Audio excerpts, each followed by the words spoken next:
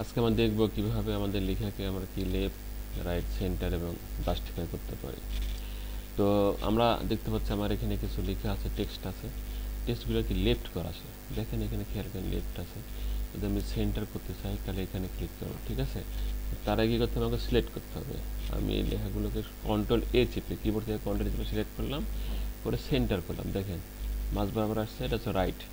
আর এটা হচ্ছে justify. Justify অর্থ হচ্ছে লেখাগুলো কি ডানে বামে সমান হয়ে যাবে।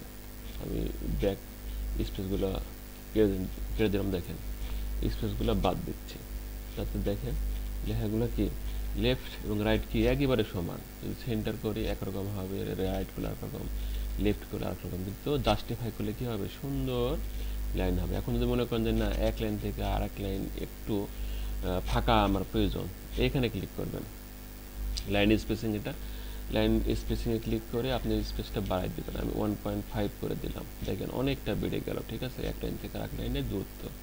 আপনি যদি মনে করেন না বেশি হয়ে গেল, তাহলে 1.15 দিবেন। এই যে এইভাবে আপনি এটা আরও 3 পয়েন্ট আরও বাড়াইতে পারেন।